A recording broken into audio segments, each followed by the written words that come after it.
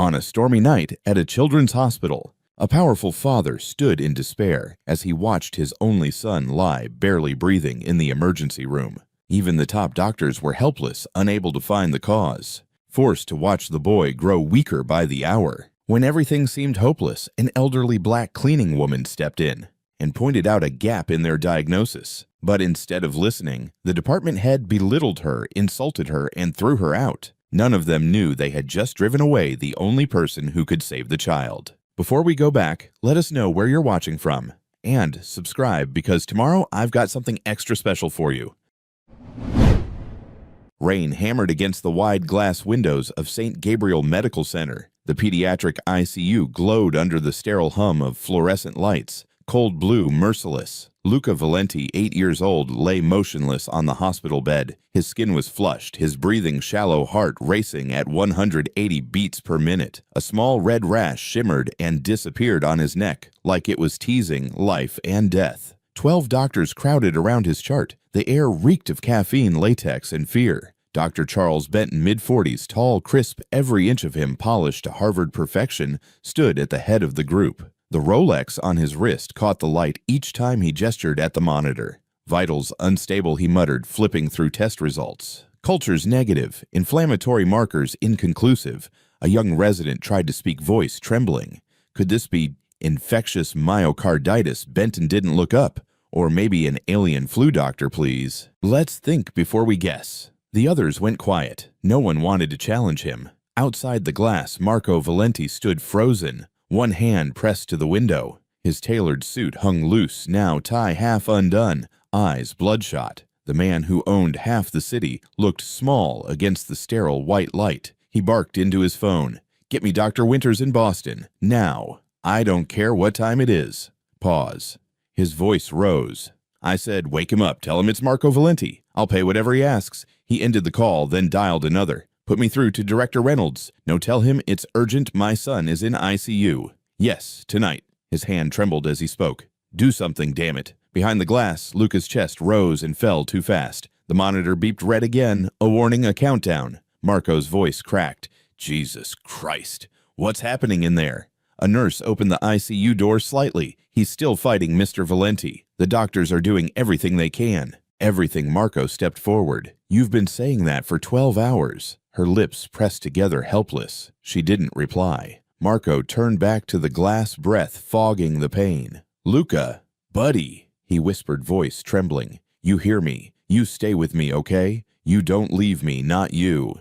Inside, Benton gestured briskly. "Let's increase fluids, run another panel, and call for cardio consult." His tone was clipped, efficient, mechanical. A resident hesitated. "Sir, his heart rate's still at 180. I said increase fluids. We stabilize before we speculate." The nurse complied. Machines beeped louder. Luca's fingers twitched once weakly. Marco caught it through the glass and pressed his palm harder against the window. "That's it, son. That's it. I'm right here." The clock above the ICU door read 3:12 a.m. The second hand ticked forward, steady, cruel. Marco's phone buzzed again, another call, another promise that went nowhere. He hung up mid-sentence and slammed the phone against the wall. His voice was hoarse now. "What's the point of all this? The money, the power, the meetings, the deals, none of it means a damn thing if I can't save my kid." His knees nearly buckled, but he caught himself on the wall. He pressed both hands against the glass and whispered, barely audible, "Luca, don't you dare leave me. Please, please." The only reply was the steady, merciless beeping of the monitor inside, and the tick, tick, tick of the clock counting down a father's faith 1 second at a time. Althea Morgan pushed her cleaning cart slowly down the fluorescent-lit hallway. At 66, her back was slightly hunched, her silver hair tied in a small bun, glasses slipping down the bridge of her nose. She moved with the quiet familiarity of someone who had walked these halls for years, invisible to everyone except the floors she cleaned. As she approached the conference room, the door was half open. Voices leaked out, sharp, frustrated, impatient. Dr. Benton's voice cut through the noise. "None of these labs make sense. Someone bring me updated vitals." A resident rushed toward the ICU printer, nearly colliding with Althea. "Move, please. This area is for professionals." Althea stepped aside silently, but her eyes drifted to the sheet he carried. Temperature chart, rash progression, heart rate spikes. Her heart dropped. Oh, Lord. No, Not again, she whispered. She froze, staring at the sheet. Fever spikes every 6 hours. Rash disappears and returns. Tachycardia. Conjunctival irritation noted at 1:40 a.m. It was all there. A pattern she knew by heart. A pattern she had once taught interns to look for. A pattern that had saved lives. Kawasaki. Incomplete presentation. Dear God, why weren't they seeing it? She swallowed hard, then pushed her cart closer to the doorway. Inside, 12 doctors clustered around a table littered with printouts. Bent and paced like a frustrated king denied answers. Could this be Tox syndrome, Miss C, something exotic? Their voices layered on top of each other, but none of them said the word she knew. Althea cleared her throat gently. Excuse me. Sirs, ma'ams. The fever pattern she didn't even finish. The room erupted in laughter. A resident snorted. No way. The janitor wants to give a differential. Another whispered loudly. Maybe she binged Grey's Anatomy. Benton didn't laugh. He stepped forward with icy disdain. His Rolex caught the ceiling light as he pointed at her. Who let her linger here? Remove her. Now. 2 security officers approached instantly. Come on, Miss Morgan, the first guard said softly, embarrassed for her. You know the rules. A resident added, this is a restricted medical consult. Stick to mops, please. The words stung like hot needles. As they guided her out, Althea's eyes flicked to the glass wall of the ICU. She saw Luca's small, chest-heaving skin, pale lips cracked. His tiny hand twitched the same way another boy's hand had twitched in her memory decades ago. A boy she had saved. A boy with the same symptoms. Her throat tightened. The guards let go of her once she was in the hallway. She stood still, one hand gripping the metal edge of her cleaning cart. Her knuckles turned white. Her mind whispered, they're wrong. They're blind. That child is slipping away, and I can see exactly what's killing him. A rush of old ghosts surged back the hospital in Baltimore, her white coat, her students the babies she had pulled back from the brink. And the day everything was taken from her. She blinked hard. Not now. A child needed her. Her cleaning cart rattled as she steadied herself. Her heartbeat thudded painfully in her ears. Tears welled, but she didn't let them fall. No, she murmured under her breath. I'm not walking away. Not from this. Not from him. She turned toward the ICU hall the same direction Marco was standing in, helpless and cracking apart. A decision settled in her bones. If the doctors wouldn't hear her, the father would. The hallway outside the pediatric ICU was painfully quiet, the kind of quiet that pressed against the ears until every breath sounded too loud. Althea Morgan stood there with her cleaning cart in front of her fingers, curled so tightly around the handle that her knuckles lost their color. Her chest rose in short, shaky breaths. The humiliation from minutes earlier still burned under her skin. Her cheeks were warm, and her throat felt thick, as if her body refused to swallow the shame forced down her by a room full of doctors who did not see her as anything but a woman with a mop. She closed her eyes for a moment. Do not break Althea, not now. That boy is dying in there. Do not walk away. When she opened her eyes again, Marco Valenti was still inside the ICU, his body hunched over his son. He was speaking to Luca softly, though no one could hear the exact words. His hand stroked the boy's hair in small, shaky motions. His shoulders trembled. That sight alone made something old and painful rise in Althea's chest, the instinct to protect the instinct that had not died, no matter how much the world tried to bury it. She inhaled deeply. Her decision was already made. She turned toward him. Halfway down the hallway, a resident stepped out of the conference room with a stack of papers in his hand. His coat swayed as he stopped abruptly in front of her. His eyes took one quick look at her cart, then at her, and his face twisted in impatience. Please move, he said. This area is for people with real training. He did not even wait for her to shift. He nudged the edge of her cleaning cart with his knee, pushing it aside like it was nothing but a rolling trash bin blocking his path. The metal rattled loudly. Althea's jaw tightened. Her heartbeat jumped. She felt the sting, not the physical one, but the one that reminded her she had once stood where he stood, wearing a lab coat he had not earned, yet making decisions he could not even understand. She had once been the person others moved out of the way for. Now she was the person being pushed. She steadied the cart, gently refusing to let it tip. I apologize, she murmured, though the words tasted bitter. The resident scoffed. Just do not get in the way again. He stepped past her without another glance. Something inside her snapped into place, not anger, but resolve. The quiet, firm kind that came from knowing you had truth on your side, even if no one believed you yet. She reached into the side pocket of her cleaning apron. Her fingers brushed the familiar leather case. She pulled it out slowly, almost ceremonially. A faded brown pouch, edges worn, zipper slightly loose. She placed it on top of the cleaning cart and unzipped it. Inside lay the stethoscope. It was old. The tubing had lost some of its shine, and the metal felt cool under her fingertips. But she had polished the chest piece just the night before. She always polished it, not for the world, for herself. A reminder of the life she once lived. Beside the stethoscope was a thick stack of papers folded neatly. Old case notes, printouts faded from time. Margins filled with handwriting, her handwriting dense tight filled with arrows and circles. Words underlined twice, sometimes 3 times. She gently lifted the first page. The top line read in bold marker, atypical Kawasaki patterns easy to miss.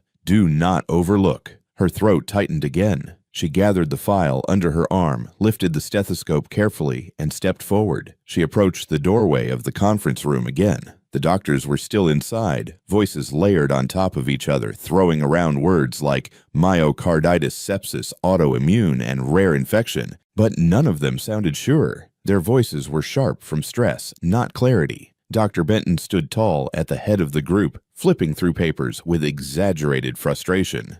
Althea stepped into view. One of the younger residents noticed her first. His eyebrows shot up in disbelief. Seriously again, he muttered. Benton turned, and the moment he saw her, his expression hardened into a cold wall. "What now?" he asked. "Did someone forget to escort you back to maintenance?" Althea didn't flinch this time. "I need to speak with Mr. Valenti." Benton let out a sharp laugh, quick and cruel. "And say what? Teach him something you learned from late-night medical dramas." A couple of doctors chuckled. Althea didn't smile. She didn't back down. She touched the stethoscope in her hand. "No. I learned from children I treated. Children who lived because I did not ignore what was right in front of me." Her voice was soft but firm enough to make the room pause for half a breath. Benton raised an eyebrow. "You expect us to believe you treated anyone, you clean floors." Althea looked him in the eye, neither aggressive nor scared. "I clean floors now. That is true. But what is also true is that I have seen a case exactly like this.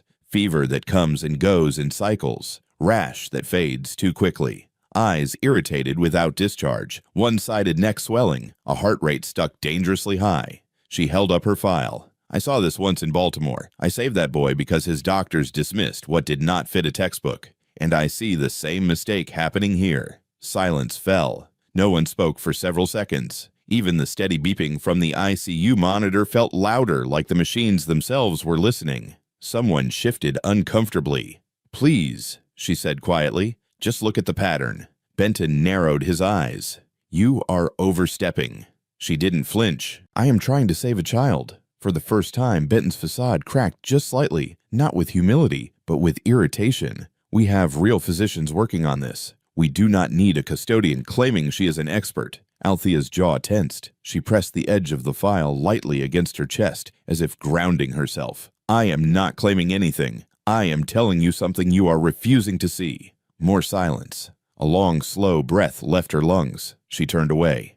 The insult lingered in the air, but something else lingered too, an aftertaste of doubt, the kind that stuck in the throat. As she stepped into the hallway, a breeze from the air vent blew across the pages in her file. A few sheets slipped free and landed on the floor. One page floated farther than the others. Marco, stepping out of the ICU room to catch his breath, stopped when he saw a paper slide to his feet. He bent to pick it up. He froze. Across the top of the page, handwritten in bold strokes, were the words, "Save the child." He lifted his head. Althea was already gathering the fallen pages, her breathing uneven. Her hands trembled slightly, but she didn't hide it. She didn't hide anything anymore. Marco stared at her, not at her uniform, not at her cleaning cart, at her eyes. There was something in them that he hadn't seen in any doctor tonight, something fierce, something steady, something that did not belong to a janitor. He took a slow step toward her. She felt his presence before she saw him, and when she looked up, their eyes met.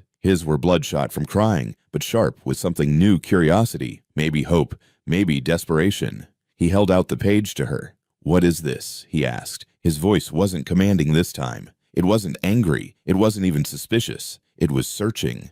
Althea swallowed, suddenly aware that her heart was thudding hard inside her chest. "This," she whispered, "is what your doctors are missing." She clutched the file to her chest. The stethoscope glinted under the fluorescent lights, casting a small, bright reflection on the floor. Marco's eyes followed the light. When he looked back at her, something had shifted. He wasn't looking at a woman who mopped hallways. He was looking at someone who might give him the one thing no one else could: a chance.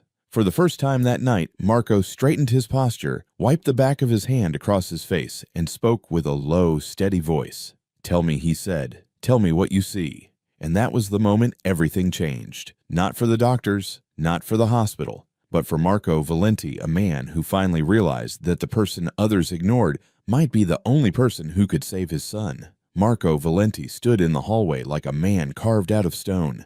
His eyes were locked on the paper he had just handed back to Althea, the word "save the child" still echoing in his mind. He felt his pulse in his throat heavy and uneven, as if his body already understood something his mind had not caught up to yet. He looked at her hands first. They were steady now, resting on top of the thick file she carried. Then he looked at her face, the deep lines of age, the exhaustion, the quiet strength that had not cracked even after the humiliation she had just suffered. Her chest rose and fell with slow, intentional breaths. She looked like someone fighting her own trembling, but refusing to let the world see it. And despite everything, she still stood tall. Marco swallowed hard and spoke with a low voice that carried both disbelief and hope.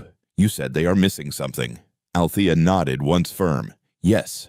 What is it?" His voice cracked slightly. He cleared his throat and tried again. "What are they not seeing?" Althea tightened her grip on the file. Her nails pressed into the cardboard, leaving faint marks. She took one small step closer to him, careful not to make abrupt movements, as if she knew he was hanging on to the last strand of hope he had left. "I know what your son has," she said softly, but the certainty in her tone made the air shift. Marco blinked. His breath caught in his chest. "Say it." "Kawasaki," she said. "Atypical Kawasaki disease." His eyes narrowed, trying to sort through the word he had never heard before. "Kawasaki, what is that?" She took a deep breath, steadying her voice. "It is an inflammatory disease that targets the blood vessels, especially the coronary arteries. Children can die if it is not treated quickly." Marco's shoulders tensed. A small tremor ran through his left hand. "Jesus."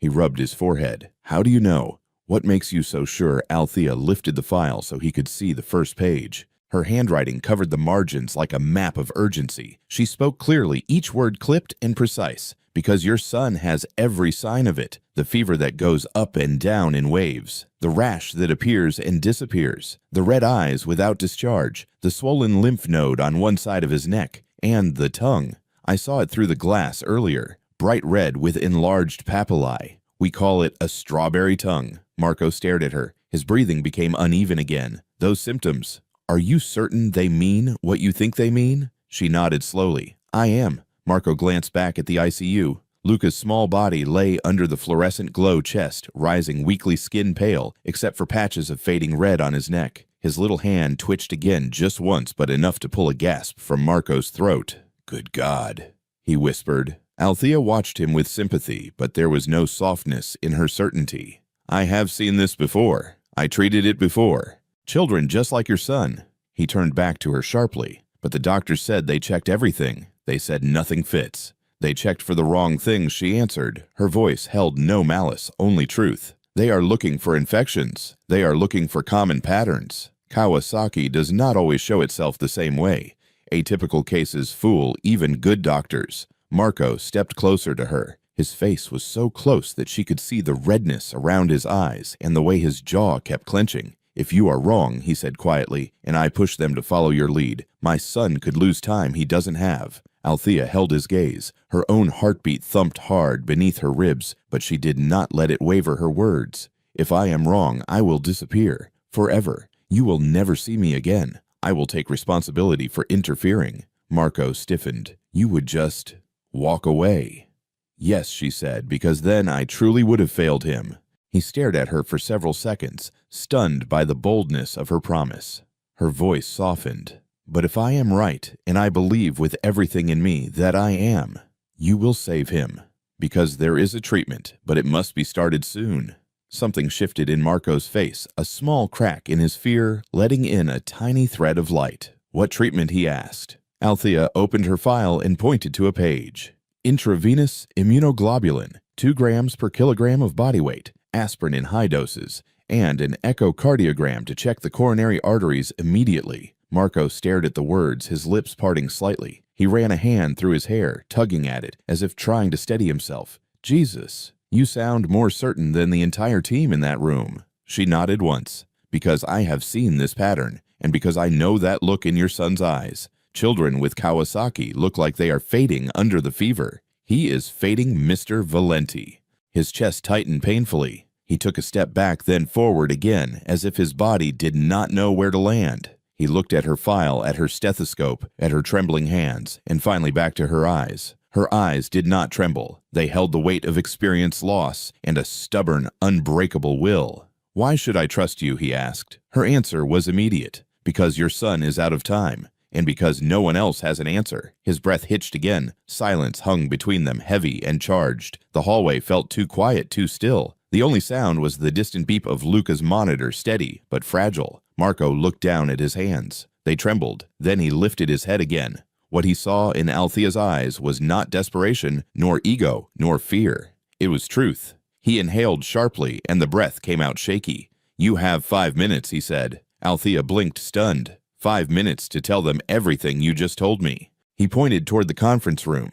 "You give them your diagnosis, your plan, your evidence, and I will make sure they listen." Althea felt her throat tighten. Relief washed through her. Not loud, not dramatic, just a quiet release of tension. She had held too long. She nodded. "All right." Marco stepped past her with purpose, now wiping his eyes once with the back of his hand as he moved. "Stay close." He stopped in front of the heavy steel door of Conference Room B. The doctors were still inside discussing Luca's case with rising panic. Benton's voice carried through the door, sharp and impatient. Marco reached into his jacket and pulled out his hospital authorization badge. The badge glinted under the hallway lights. He swiped it through the card reader. A small green LED flashed on a soft click, echoed in the silence. The sound felt like a shift in the world. Marco placed his hand on the door. His voice was steady for the first time all night. "From this moment on, they do not get to ignore you." He pushed the door open. Warm light from the room spilled into the hallway, washing over Althea's face and the stethoscope she held tightly in her hand. The shift from the cold fluorescent hallway to the warmer room was subtle, but enough to make her exhale slowly, quietly. She adjusted her glasses. She swallowed the tremor in her throat. She gripped the file of handwritten notes, the file she had guarded for decades. Then she stepped forward. Marco held the door for her, his expression firm, expectant, ready for a fight. She entered the room like a soldier stepping onto a battlefield, her posture straight, her breathing controlled, the stethoscope glinting in her grasp, like a piece of her old identity breaking through the surface. Behind her, the door closed with a heavy thud. For the first time in a very long time, the world was going to listen to her. And somewhere behind the glass of the ICU, a small boy named Luca had 5 more minutes of hope. Marco did not hesitate when he pushed the heavy door open. The metal hinges groaned, and the dozen doctors inside turned at once. Their faces reflected irritation, surprise, and exhaustion. Clipboards froze midair. Pens stopped moving. Dr. Charles Benton stood at the head of the table with his arms locked against his chest, and his expression tightened the instant he saw Marco stride in with Althea behind him. Marco's voice cut through the room. It was deep, raw, and furious. "This meeting is over. All of you will listen to her." A ripple of shock moved across the room. Chairs shifted. A bottle of hand sanitizer clattered. A young resident blinked rapidly, as if he misheard. Benton stepped forward, jaw clenched. "Excuse me. Are you out of your mind?" He pointed at Althea with a stiff, trembling hand. "She is a custodian, a janitor. You expect us to take medical advice from her." Marco took one step closer, lowering his tone but sharpening every word. "I expect you to shut up and listen. That is what I expect." A heavy silence fell.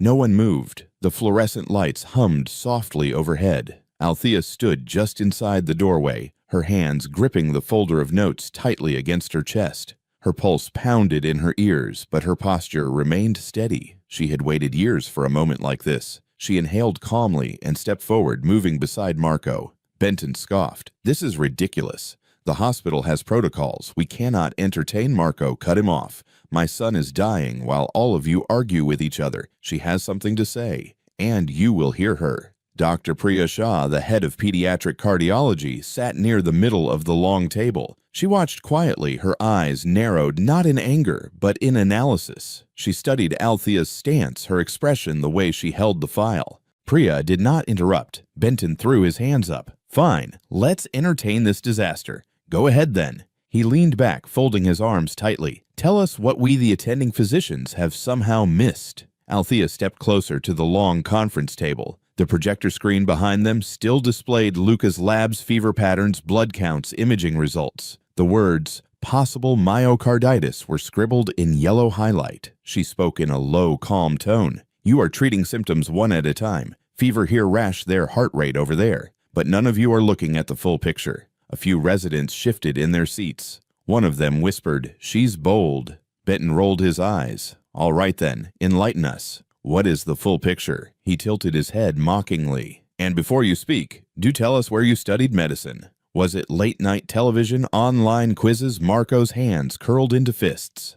Althea did not react. Her voice stayed level. "You are missing the diagnosis because you expect it to look perfect. Kawasaki disease rarely looks perfect. Atypical cases are harder to catch." The room stiffened. Several doctors exchanged uncertain glances. Benton stepped forward, his voice sharp. "Kawasaki impossible. He does not meet the full criteria." Althea nodded once, not the textbook ones, but the critical ones. "Yes, he does." She raised a page from her file and placed it on the table. "Here, look." Dr. Priya Shah leaned in slightly. Althea continued. "Fluctuating fever that spikes and drops repeatedly. Transient rash. Conjunctival redness without discharge. Unilateral cervical lymph node swelling. Strawberry tongue. Persistent tachycardia."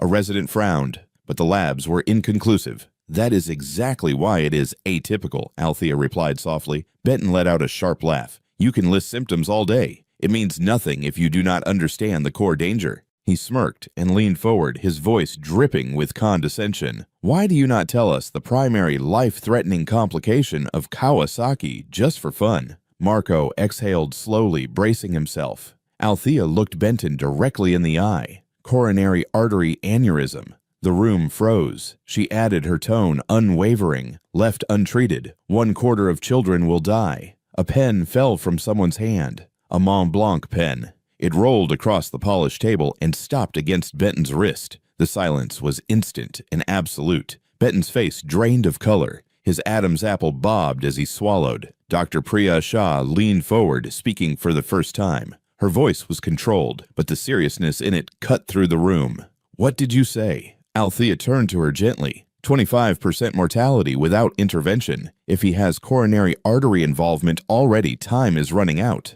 Priya stared at Luca's vitals on the screen again, her heart thudding. Her mind replayed the elevated heart rate, the inconsistent fever, the unusual rash patterns. Althea opened her folder and placed more documents on the table, old case notes, medical guidelines, handwritten patterns circled in red ink. "Your window is closing. You need an echo now. You may already see dilation."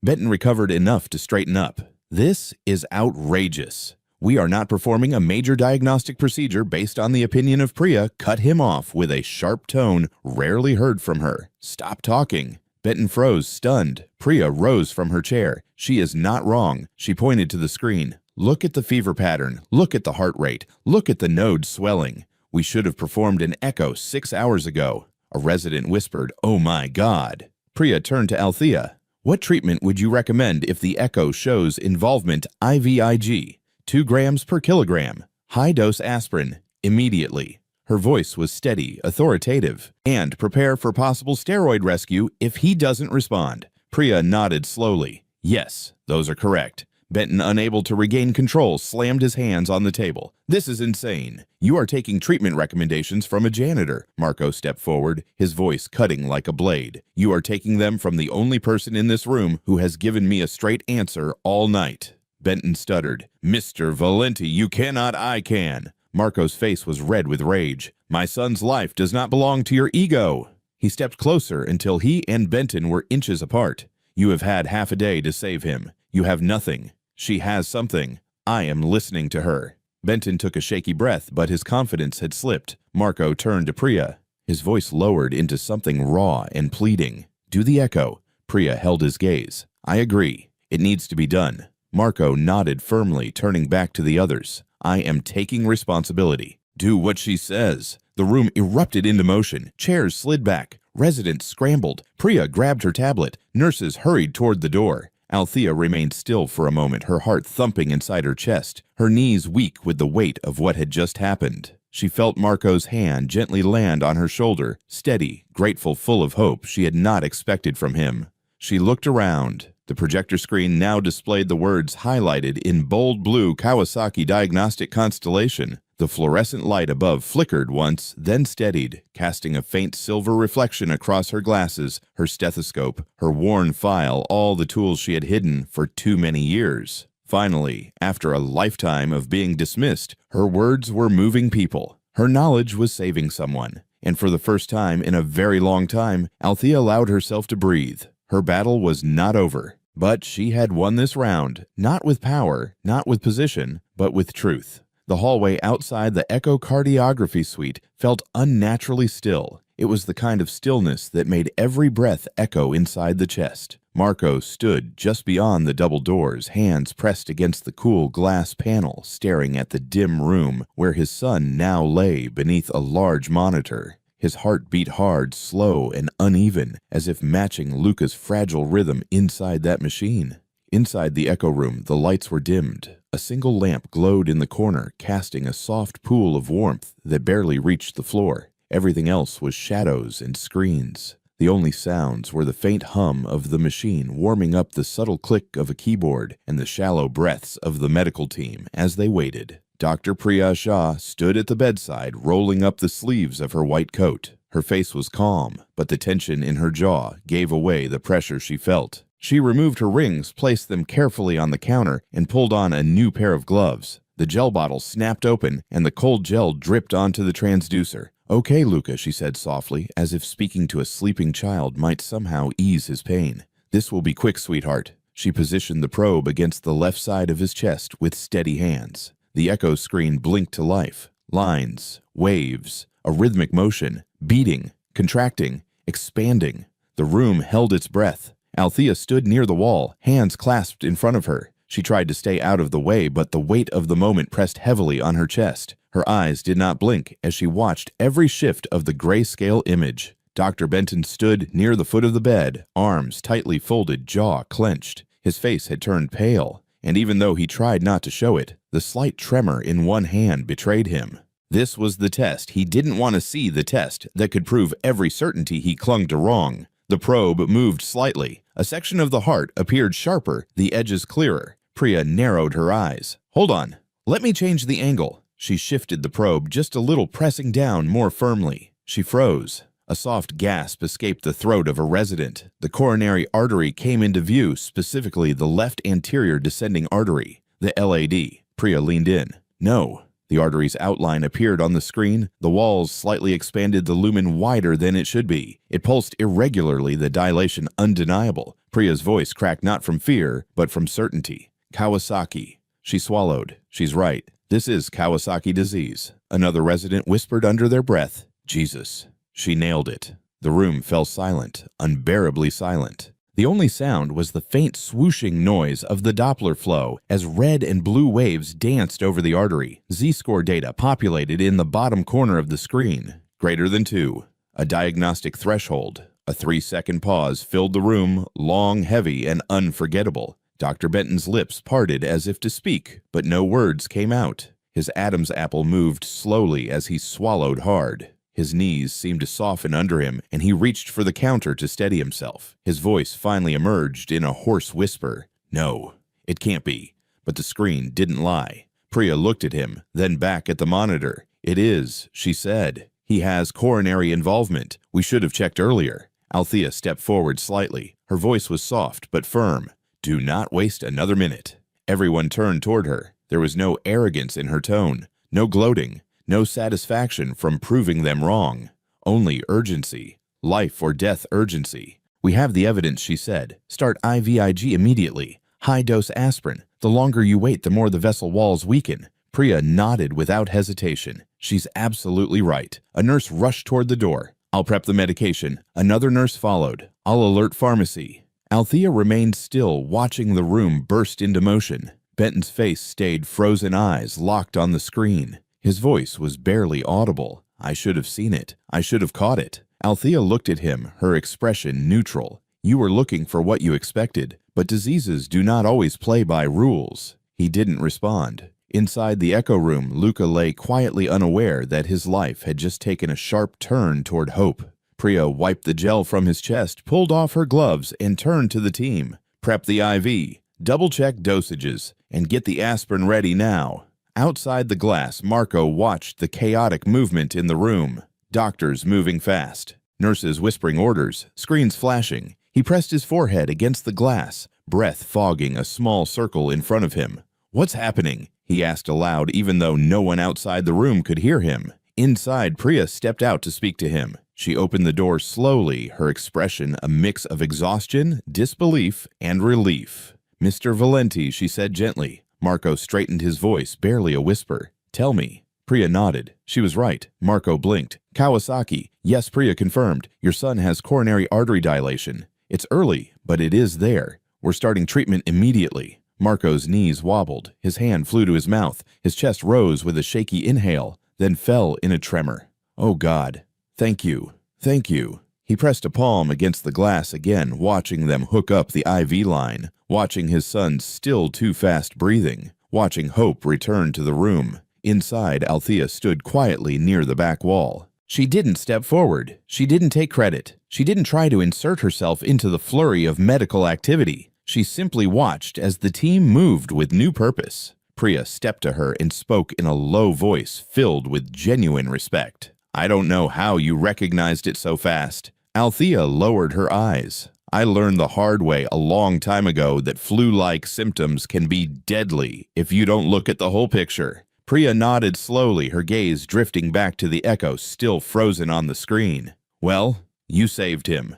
For the first time since entering the room, Althea allowed herself a small, quiet breath. Not a sigh of relief, just a release of pressure. She had been holding the truth in her chest since the moment she saw the boy through the ICU window. Now that truth had a face on a screen. Benton stepped closer, staring at the echo image. His eyes glistened, not tears exactly, but something dangerously close. He clenched his jaw. "I missed it," he muttered. "I really missed it." Althea didn't answer. She didn't need to. The echo had spoken louder than any argument in the conference room. Marco watched as the nurses administered the IVIG slowly and cautiously, his hand pressed against the glass palm, trembling with every beep of the machine. He whispered to himself, "Fight Luca. Stay with me, please." Inside, Priya adjusted the drip rate. "We'll start slow," she said. "Make sure he tolerates it. Then we increase." A nurse nodded. "Vital signs stable for now." Another whispered, "God, I can't believe this. She really saw it before all of us." Priya replied softly, "Experience comes in many forms." Althea stayed near the corner. Her eyes moved from the echo screen to Luca's small form, then to Marco, whose face had softened with cautious hope. For the first time that night, he looked like a father being pulled back from the edge. The echo machine continued to hum. The image on the screen remained frozen, a slightly widened coronary artery pulsing with the stubborn resilience of a child fighting for his life. No metaphor, no embellishment, just truth. Althea finally exhaled, steady, controlled grounding herself. She touched the stethoscope around her neck, brushing her thumb along the cool metal, letting its weight remind her who she really was. And then she whispered softly, barely audible, but certain, "We're not too late." The ICU felt different after the echocardiogram. Hope had entered the room, quiet but real, and everyone could feel it. The IVIG infusion ran slowly into Luca's small arm, drop by drop, while the soft flicker of the monitor lights created a rhythm that almost resembled calm. But calm never lasts in a place built for emergencies. The first 2 hours passed with the team checking vitals every few minutes. Priya hovered near the infusion pump, adjusting the rate with the caution of someone who understood exactly how delicate this treatment was. Benton stood behind her, unusually quiet, watching every number and waveform as if trying to redeem himself through vigilance. Althea remained standing near the corner, her posture straight, her eyes steady on Luca. She didn't speak, didn't interfere. She only watched her mind, calculating, remembering, preparing. She knew treatment was never a straight line. She knew storms often came right when people began to relax.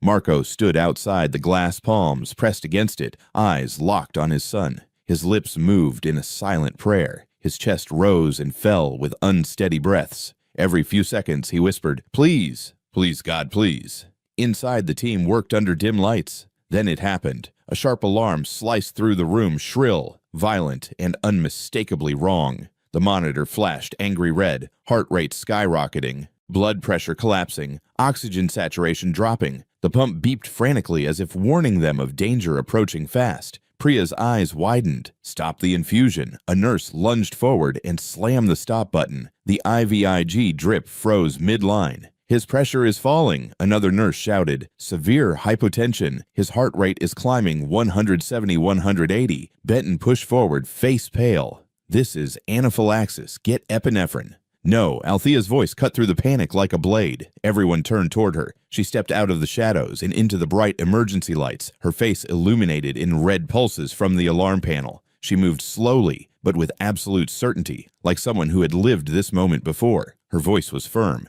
"This is not an allergic reaction." Priya looked at her sharply. "Then what is it?" "Acute hemolysis," Althea said. "It is from the infusion rate. His red cells are breaking down. His body is rejecting the immunoglobulin because it was increased too quickly." Benton shook his head. "That doesn't make sense." "It makes perfect sense," Althea snapped. "Look at his urine output. Look at the color change. Look at the blood pressure drop and the arrhythmia pattern. This is textbook hemolysis." Priya's head whipped toward the monitor. Her eyes flickered with recognition. "God, she's right. The signs match." Althea didn't waste another second. Her voice dropped into a deeper, commanding tone, calm enough to guide, powerful enough to override fear. "Switch protocols, now." "What protocol?" a resident asked, trembling. Althea stepped closer to the bedside, raising her voice over the alarms. "Methylprednisolone, 30 milligrams per kilogram per day. For 3 days."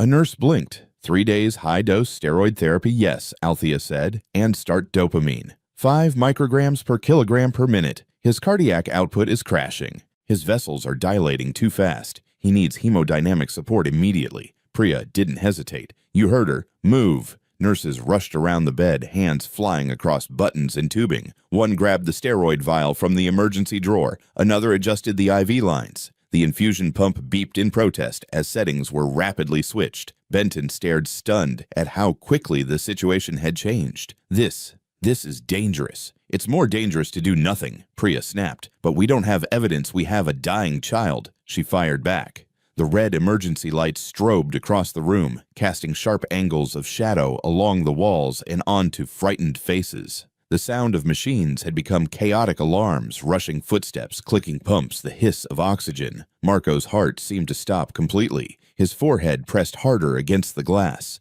"Please. Oh God, please."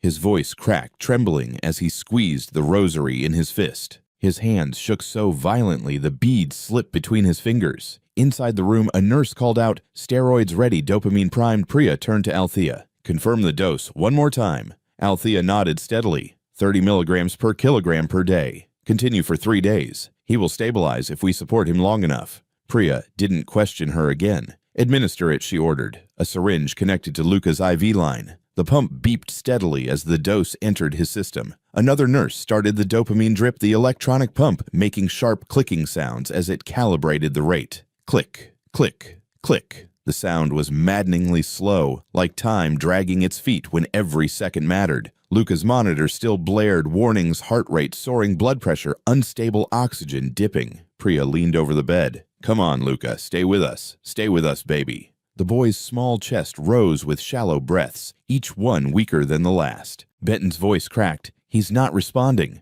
Althea turned to him, her eyes burning with the fire she had kept buried for decades. "Give it a minute." There was silence. Only alarms. Only chaos.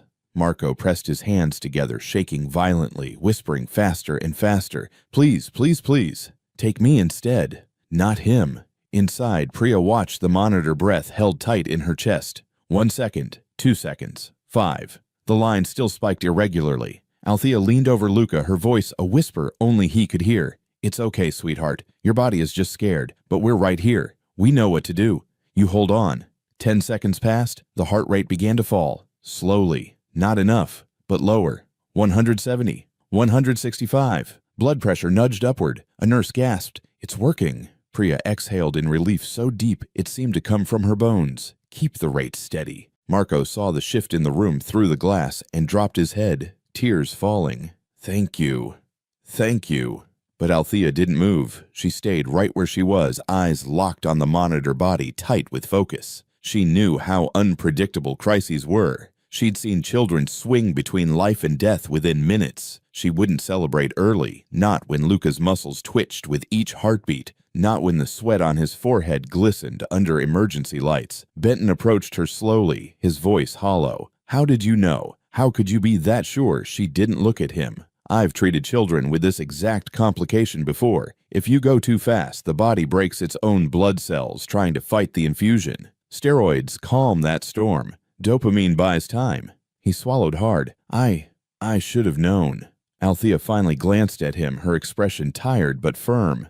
"Then learn from it.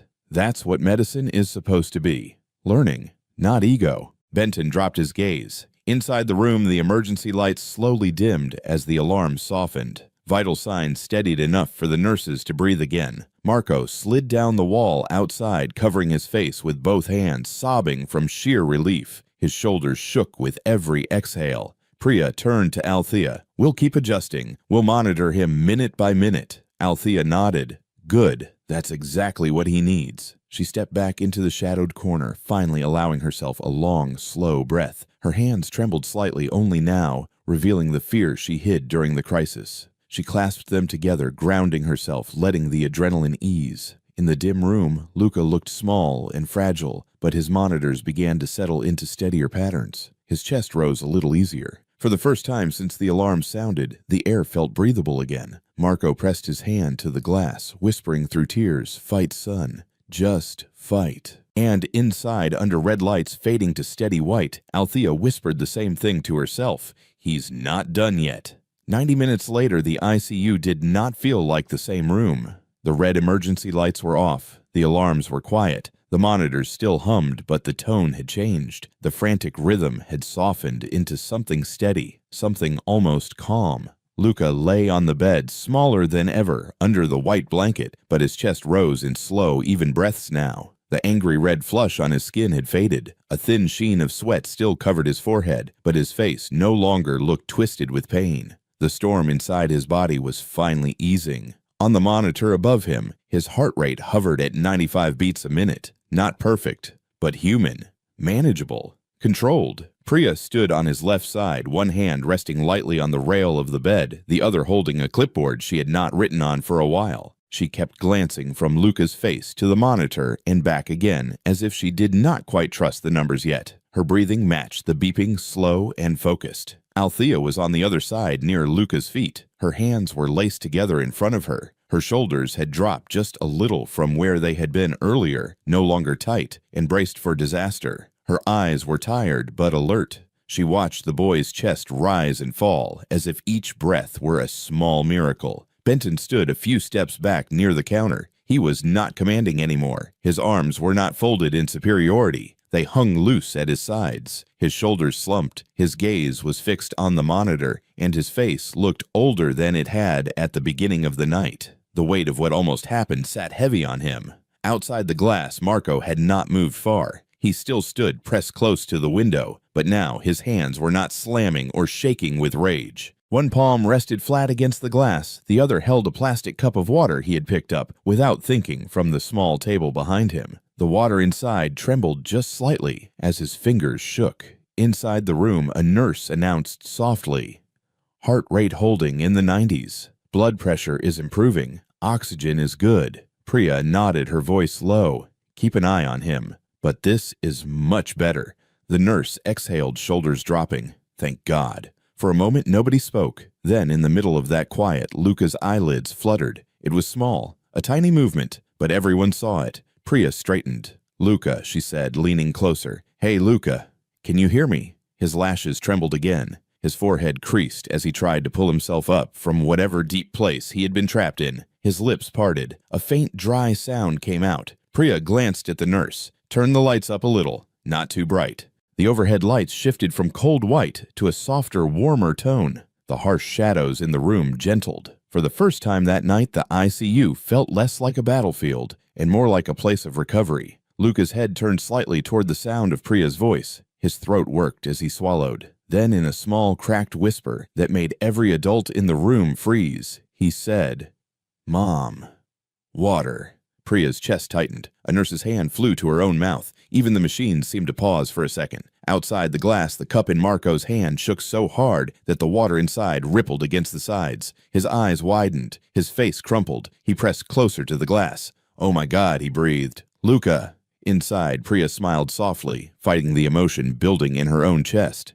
"Hey, buddy," she murmured. "You're awake. That's good. That's really, really good." She turned to the nurse. "Let's get a damp swab for his lips. Small sips only for now." The nurse nodded quickly and moved to follow the order. Marco could not hold back anymore. He turned toward the door, voice shaking. "Can I go in? Please, can I go in?" Priya raised her head and looked at him through the glass. She gave the smallest nod, and the nurse opened the ICU door for him. He stepped inside slowly, as if afraid that moving too fast would shatter the fragile moment. The cup in his hand trembled, water still rippling. His shoes were too loud on the floor to his own ears, and he tried to walk more softly. He reached the bedside and stared. Luca's eyes were half open now, unfocused but aware. His lips were dry and cracked. His chest moved in small, steady breaths. A line ran into his arm, pumps clicked softly, and monitors beeped in a regular, reassuring pattern. "Hey, Marco," whispered voice broken. "Hey, buddy." Luca's head turned a little more toward the sound. It took effort. His neck muscles trembled, but he did it. "Dad."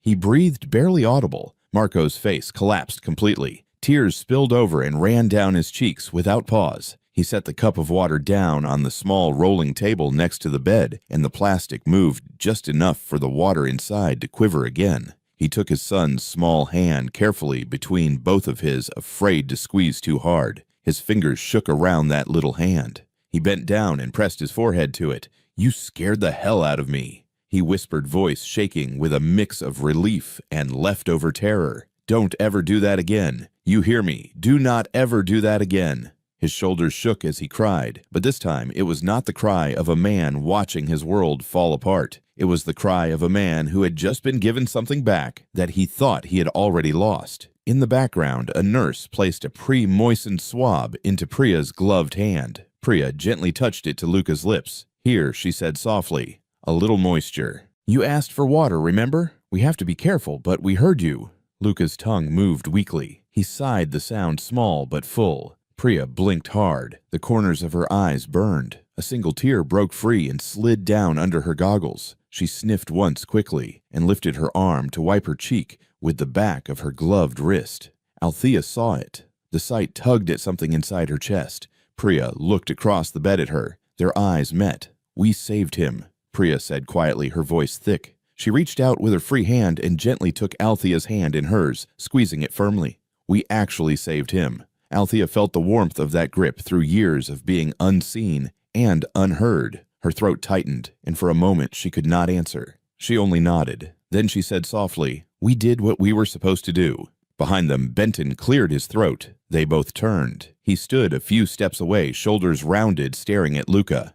His eyes were shiny, and his lips pressed together in a thin line. His usual arrogance was gone. He looked like a man who had been hit by something heavy and was still trying to process the impact. He took a slow step forward. "Mr. Valenti," he said quietly. Marco looked up, eyes red and wet. He did not say anything back, but his stare was cold and direct. Benton swallowed. His gaze shifted to Althea. He started, but his voice failed him. He tried again. "I was wrong." The room went silent again. He looked straight at Althea now. His face showed real shame, not the annoyed kind, but the kind that came from understanding just how close he had come to causing permanent harm. "I dismissed you," he said slowly. "I talked down to you. I let my pride blind me. And because of that, I almost missed what was killing him."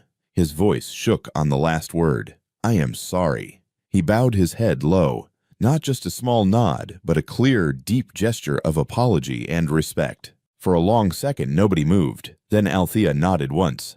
"Crying over it will not help him," she said quietly. There was no cruelty in her tone, only a plain, solid truth. "But learning from it will help the next child." Benton nodded, still looking at the floor. Althea's eyes softened just a little. She let the pause sit, letting everyone feel it. Then she added, "We are here to save lives. That is the only reason any of us should be here." Her words hung in the air, simple and heavy. Marco looked at her over the bed, his expression full of something new, respect, gratitude, and a deep, quiet awe. Priya squeezed her hand again as if to say, "She is right." Outside the ICU, the hallway lights glowed a warmer shade as the night went on. Inside the room, the glass of water on the table sat still, now no longer trembling. Luca's heart kept beating at its new steady pace, and for the first time since this nightmare began, everyone in that room finally allowed themselves to believe they had turned the curve. And for tonight, life had won. 3 days later, the pediatric wing felt like a different world entirely. The tension that had once gripped the ICU had dissolved into something warm, bright, and unmistakably hopeful. Sunlight streamed through the wide hallway windows, spilling across the floors in soft golden streaks. Nurses walked with lighter steps. Residents laughed again. Even the monitors seemed to beep at a more cheerful pace. Luca Valenti was running. Not walking. Not sitting. Not recovering. Running. His small sneakers squeaked against the polished floor as he darted from one end of the hallway to the other, giggling so loudly that nurses poked their heads out of rooms just to smile at the sound. His cheeks were rosy again. His hair bounced when he turned. His laughter echoed off the walls, full bright alive. Marco jogged behind him, breathless but laughing. "Slow down, buddy. You just scared 10 years off my life. Don't make it 20. Luca spun around, arms wide. "I feel good, Dad. I feel really good." Marco caught him and lifted him high into the air, spinning once. His eyes glistened as he set Luca back down gently. He glanced toward the staff lounge where Althea stood, watching with a soft smile. He mouthed thank you. She nodded, eyes warm behind her glasses. Moments later, the morning grand rounds began. Doctors, residents, nurses, and students filled the auditorium rows of white coats and scrubs, creating a sea of anticipation. The overhead lights dimmed slightly as Dr. Priya Shah stepped up to the podium. She cleared her throat, adjusted her glasses, and clicked to the first slide on the projector. A title appeared, "Atypical Kawasaki Disease, a case saved by timely recognition." There was a ripple of whispers. Priya continued, "This case nearly ended in tragedy. 12 specialists missed the pattern. All lab results looked normal, symptoms were fragmented, but there was one person, one clinician, who looked at the whole picture." She paused. Then clearly, firmly, she said, "Diagnosis was achieved because of clinical consultant Althea Morgan." The room froze. And then it erupted. Chairs shifted. Hands flew together. People stood. A wave of applause swept through the auditorium, loud, continuous, wholehearted. Even the hospital executives, usually stiff and reserved, stood with the rest. Marco stood in the back, arms crossed over his chest, expression shining with pride. Althea, seated quietly near the side wall, looked down at her hands. Her shoulders lifted with a slow inhale she tried to hide. She had never been applauded by a room of physicians, not once, not in decades of knowing she had skills no one let her use. The applause grew louder. Priya smiled gently at her. "Please stand, Althea." She did. The applause somehow grew even louder. As she stood, she felt the weight of every night spent unseen, every insult absorbed, every moment she swallowed her voice to keep her job. The recognition washed over her slowly, not overpowering, but steady and warm. When she finally sat, a resident behind her leaned forward and whispered, "Ma'am, thank you for teaching us all a lesson." A second resident added, "And for saving that kid's life."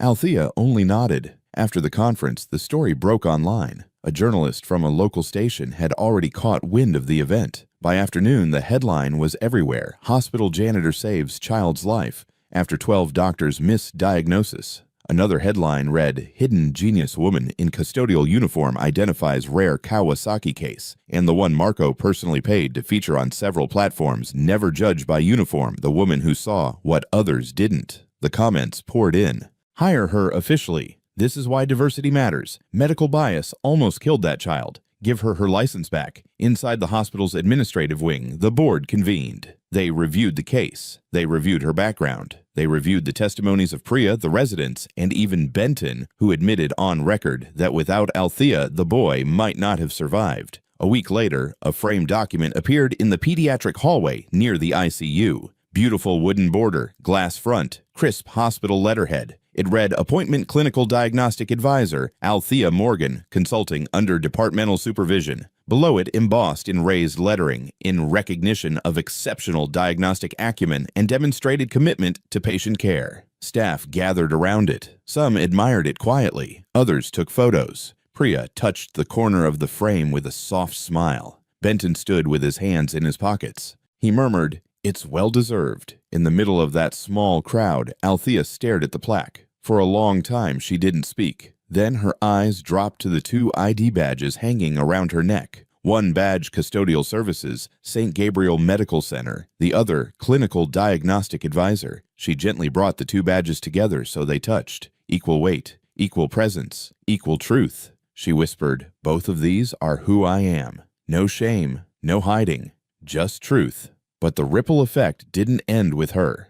That same afternoon, the hospital released an internal email titled New Initiative, Identifying Hidden Clinical Talent and Addressing Bias in Staffing. It included a detailed new process, a confidential review system for employees with prior medical training, a committee to prevent racial and credential bias training programs on recognizing hidden experts within the workforce. Attached was a flyer for a new CME seminar, Atypical Kawasaki Never Miss the Oscillating Pattern. It included a small note at the bottom, case contribution by Althea Morgan. But the biggest shock came from Marco himself. Standing in the lobby with Luca holding his hand, Marco announced to the press, "I am establishing the Open Doors Fund, a $5 million initiative dedicated to helping minority physicians return to clinical practice. This fund covers exam fees, legal reviews, retraining, and mentorship. No qualified professional should be silenced because of bias." Luca tugged his sleeve. "Dad, does that mean more people like Miss Althea get to be doctors again?" Marco ruffled his hair gently. "Yeah, kid. That's exactly what it means." A reporter asked Mr. Valenti why create this fund. Marco looked at Althea, who stood a few feet away. "Because my son is alive," he said, thanks to someone the world overlooked. Althea felt her chest tighten, not painfully, but with something deep, something full. She didn't cry, but her eyes glistened. Later that evening, after the cameras, after the emails, after the applause, she went back to her small locker in the custodial room. She hung her coat. She sat on the bench. Then she lifted her stethoscope, the one she had kept all these years, and placed it next to the two badges on the same hook. Custodial worker, clinical advisor, a healer who refused to disappear. For the first time in decades, she allowed herself to feel proud, truly proud, because one case didn't just save a child, it changed a hospital. It changed policies. It opened doors for others who had been ignored. It proved that brilliance can't be erased, only buried, waiting for the moment it is needed most. And now, finally, the world was ready to see her, ready to hear her, ready to learn from her. For Althea Morgan, this wasn't just redemption. It was recognition, long overdue. 1 month later, the pediatric clinic felt warm in a way hospitals rarely did. Soft light spilled across the waiting area, reflecting off the colorful murals painted on the walls, giraffes, clouds, bright suns drawn by children who had come and healed and left their art behind. The air smelled faintly of disinfectant and crayons, an oddly comforting mix. Marco sat with Luca in the corner, both waiting for the follow-up echocardiogram. Luca swung his legs back and forth, tapping his heels lightly against the chair. His cheeks were full of color again, and his eyes were bright with the kind of energy only healthy children have. Every few seconds he looked up at the clock, impatient, eager, alive. "Dad?" he whispered loudly. "Do you think Dr. Shah is going to poke me again?" Marco chuckled. "She might, buddy, but only a little. And then we get pizza." "Yeah, then we get pizza." The door to the echo room opened and Priya stepped out with a clipboard in hand. Luca hopped to his feet so fast that Marco had to grab his shoulder to steady him. Inside the echo room, the lights were low again. Just like the night everything changed. But today there was no tension in the air, no alarms, no fear. Priya applied the gel, pressed the probe to his chest, and studied the screen with calm eyes. Luca watched her face carefully. "Is it bad?" Priya smiled. "No, sweetheart. It's good. Very good." She clicked a few measurements, zoomed in, nodded again. "Everything looks normal." She turned toward Marco. "Z-score is normal. No dilation left. He's completely recovered." Marco breathed out one long, grateful breath. It came out shaky, full of weight he'd been holding on to since the night the alarm screamed. "Thank you," he said softly. "Thank you again." Priya squeezed his arm once before wiping off the gel. "Take him home. Let him run. Let him play. His heart is perfect. When they stepped outside the echo room, Luca's eyes lit up at the sight he'd been waiting for. Althea stood in the hallway holding a small envelope. Her custodial uniform was neatly pressed, her clinical advisor badge glinting in the overhead lights. Both badges hung from the same clip on her shirt side by side. Miss Althea Luca shouted, sprinting toward her. She bent down carefully as he wrapped his arms around her waist. She let out a soft laugh, surprised by the force of his hug. "Well now," she said, patting his back gently, "you look a whole lot better than the last time I saw you." He stepped back and reached into his backpack, pulling out a folded piece of thick paper. "I made you something. At school." Althea blinked. "For me?" "Yeah, open it." She unfolded the page slowly. It was a crayon drawing, shaky lines, bright colors, every inch filled with effort. It showed a woman with silver hair and glasses holding a stethoscope to a big red heart. Above the heart, in uneven handwriting, were the words, "Miss Althea, the heart healer." Her lips parted just slightly. The drawing trembled in her hands. Her chest tightened with a warmth she hadn't felt in years, something delicate, unexpected, and overwhelming all at once. Marco stepped closer. "He worked on that for days," he said quietly. "He said he wanted to draw the person who saved his life." Althea swallowed hard. "It's beautiful, Luca. I love it." Luca grinned proudly. "Do you want to put it up in your office?" She laughed softly. "Sweetheart, I don't have an office." Marco smiled. "You will. Sooner than you think." There was a small pause, warm and comfortable. Then Marco stepped closer, voice dropping into something sincere, something heavy with emotion. "I owe you a life, Althea. A whole life. I don't know how to repay that." Althea shook her head gently. "You don't owe me anything." "Come on," he whispered. "I owe you everything." "No." She looked him straight in the eyes, her voice soft but firm. "If you want to repay me, then keep opening doors for people who never had a chance. For the ones who were overlooked. For the ones nobody listened to." Marco absorbed her words slowly. They hit him with the same quiet force they always carried. "You have my word," he said. Luca tugged her sleeve again. "Miss Althea, I drew the heart big because you fixed mine." Her throat tightened. She rested a gentle hand on the top of his head. "You fixed a lot more than you know." For a long moment, the three of them stood there in the quiet hallway. The man who got his son back, the woman who never stopped believing what she knew, and the little boy who would grow up never doubting what a single voice could change. Later that afternoon, as the sun dipped lower behind the hospital, Althea returned to the small custodial break room. She hung her coat on the hook and placed Luca's drawing beside her locker, smoothing the edges as if it were something fragile. Then she lifted her stethoscope, the same one she had kept hidden for years, and placed it on the hook next to her broom.